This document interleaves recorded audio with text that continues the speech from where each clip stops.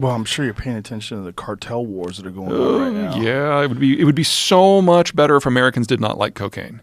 That would just solve half of this overnight. Or if cocaine was legal. The health studies that I have seen suggest that that is not the way forward. But do you really think that it would change the consumption? Oh, it would definitely alter the consumption. How, I don't know. This is not something I'm an expert at. But most of the people that I've seen who have done the assessments suggest that any gain in terms of law enforcement and criminal activity would be lost in terms of work days and sickness. So from a purely economic point of view, at best, it looks like it might be a wash. So the legalization of cocaine, in your opinion, would cause more use and more problems? Probably. But wouldn't Just it different ones. stop all these fentanyl overdose? Because this is an issue with the illegalization. See, that's the problem. When you ask people why they're taking what drug, to say that if cocaine was immediately available that they'd stop taking fentanyl, I don't know. But they're not taking fentanyl on purpose. Oh, you're talking about the the stuff that's cut in. deaths, it's cut. Like cocaine fentanyl deaths are very high. Well, then you're talking about a regulatory issue. And just keep in mind that whenever you move something in from an illegal to a regulatory point of view, there is how should we call this, an adjustment process. So I live in Colorado now, which was the first state to legalize pot. And what we discovered was that, yes, you solve some problems and you bring a lot of money in for the government, but it has criminalized a lot of economic activity in Colorado. Because think about what happened with pot. It's still controlled from a financial point of view at the federal level. Mm-hmm. So banks won't touch it. So all the pot dispensaries have a walk-in safe where they keep all the cash. Yeah. So the Federal Reserve is like, this is a theft issue. This is a security issue. We can't allow this to happen. So what we're going to do is we're going to hire out a bunch of armored cars and trucks, and we're going to send these to these pot dispensaries after hours. And with armored guards, we're going to come in and we're going to take all your cash. We're going to spray a lot of Febreze on it. We're going to take it back to the Federal Reserve building. We're going to count it and give you a digital deposit. The Sinaloa cartel is like, whoa. Let me get this right. The Federal Reserve of the United States of America is now in the business of money laundering. Count us in.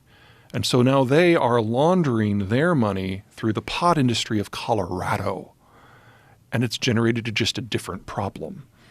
This is a gentleman named John Norris, and he started out his career as a game warden, a guy who checks fishing licenses and stuff. And along the way, he discovered that because of the legalization of marijuana in California, they decriminalized it to the point where growing it is a misdemeanor.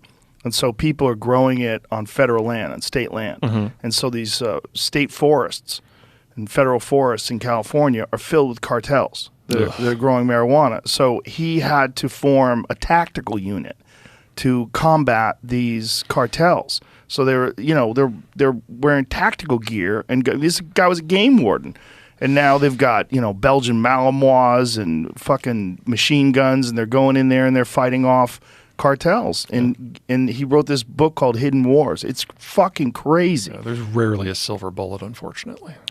But this is the problem that you have when you have it illegal. I mean, this is literally what propped up organized crime during the Prohibition. This is what funded the mafia. They ran booze illegally because it was illegal. Well, so criminals are going to be in charge of things that there's a demand for when there's an enormous economic incentive. I think the mafia is a great example for why you shouldn't look for the silver bullet. Because, yes, that in the 1920s during Prohibition was one of the big reasons it got going. But the mafia didn't waste any time in diversifying, and neither of the cartels. So one of the many problems in Mexico today is that the cartels have diversified. They've gotten into cargo theft and kidnapping and avocados and limes and real estate and local government. And criminality is always going to exist. Now, the attractiveness of gutting them of some of their primary income, should we look at that? Of course. But it's not so simple as removing one and it just all stops. Because of the limes and avocados and all these other things. Because, these are things that are obviously legal. Right. But the cartels have found a way to take it over and make it their own. But isn't that the problem was initially because of illegal drugs. So that's where they got their enormous resources. Well, I would say that allowed them to expand into other semi-legal or legal. I'd say the problem was lack of rule of law, and that goes to Chicago as well. And the way we ultimately got past that is after Prohibition ended, it still took 20 to 30 years to kind of ground down the mob. And we welcomed them into politics to normalize it. So careful what you wish for.